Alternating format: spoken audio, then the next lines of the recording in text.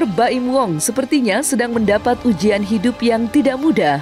Baru saja mengalami nasib kurang beruntung di mana ayah dua anak itu gagal menunaikan ibadah haji. Kini satu lagi kabar tak sedap menimpa suami Paula Verhoeven itu. Di hari keberangkatannya ternyata Baim mendapat berita duka di mana calon bayi mereka yang ketiga mengalami keguguran.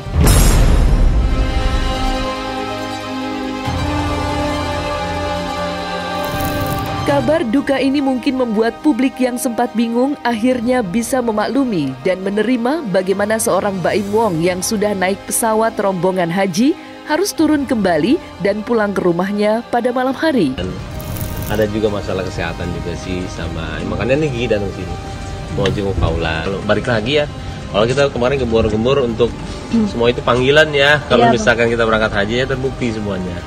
Kalau emang belum saatnya belum, mungkin tahun depan kalau ada umur panjang ya. Tapi kalaupun sekarang berangkat ya sekarang.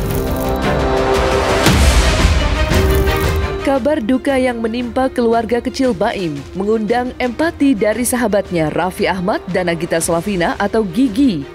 Lantas, apa reaksi Raffi dan Gigi mengetahui calon bayi Baim dan Paula berpulang sebelum dilahirkan?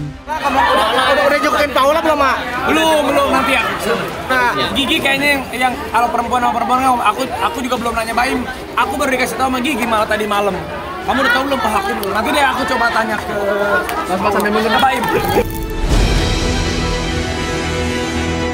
Sebelumnya, banyak spekulasi terkait batalnya Baim Wong berangkat ke Tanah Suci. Bagaimana tidak, di saat banyak calon jamaah haji mendambakan kesempatan yang tidak mudah untuk mendapatkannya, Baim yang sudah tinggal terbang ke Mekah malah batal menunaikan ibadah suci itu. Ustadz Aditya Warman selaku pihak yang juga punya andil dalam memberangkatkan Baim ke Tanah Suci pun akhirnya angkat bicara. Masih di Bandara Jakarta. Bandara Internasional Jakarta di dalam pesawat dan jadwal keberangkatan itu 5 menit lagi mau berangkat gitu. Nah gitu Bang Baim turun minta naikin koper, turunin koper dari pesawat.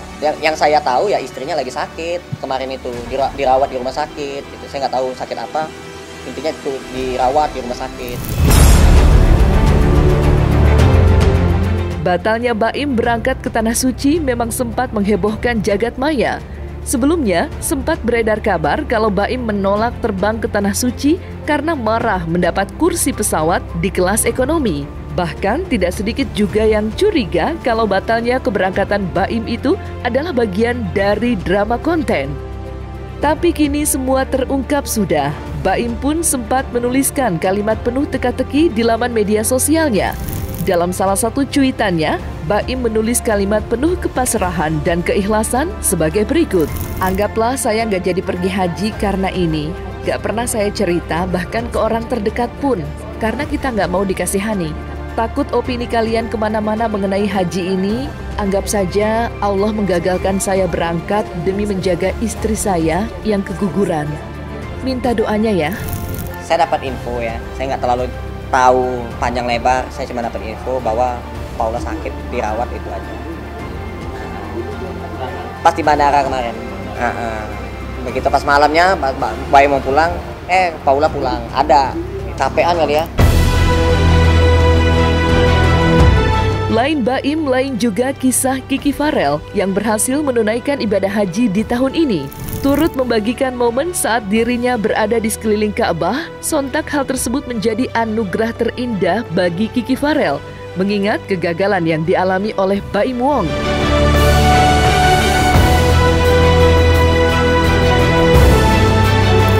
Lantas, bagaimana Kiki Farel melihat batalnya Baim Wong menunaikan ibadah haji di tahun ini? Nah, kalau buat temen saya Baim Wong yang katanya yang nggak jadi berangkat, ya bersabar aja. Saya ngerti banget pasti rasanya tuh miris banget, pasti sedih banget karena udah tinggal dikit lagi, tapi nggak taunya gagal.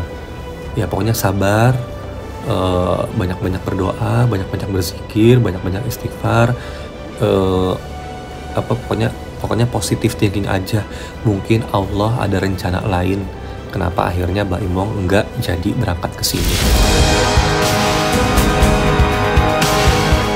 Menjadi pengalaman pertama dalam hidupnya, tak ayal setiap momen saat dirinya menapakkan kaki di Tanah Suci terasa begitu spesial bagi Kiki Farel.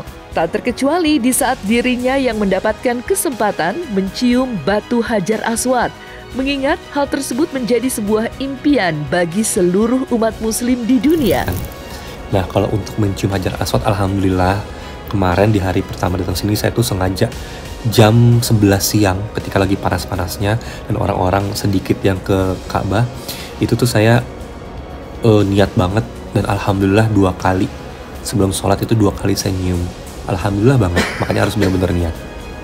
Kalau ada orang yang bilang katanya kalau di sini apa-apa yang kita lakukan di sana ini itunya bakal kejadian gitu kan, bakal ditampakkan gitu.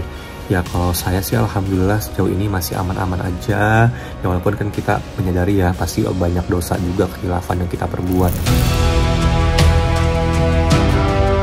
Tak menyia-nyiakan kesempatan, Kiki Farel turut menyeratkan sebuah doa, yang mana doa tersebut ia khususkan untuk almarhumah ibunda tercinta Dahlia Ramli yang telah dipanggil oleh Sang Pencipta sejak tahun 2022 silam.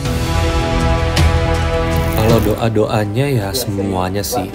Doa-doa untuk almarhumah ibu saya, untuk kerjaan saya, untuk keluarga-keluarga saya, keluarga besar yang kemarin anterin, yang nggak sempat anterin juga, yang ikut mendoakan, buat teman-teman. Pokoknya intinya sih kalau saya pribadi itu pengen kerjaannya lancar. Setelah pulang dari sini bisa dapat program reguler. Terus saya usaha saya juga lancar.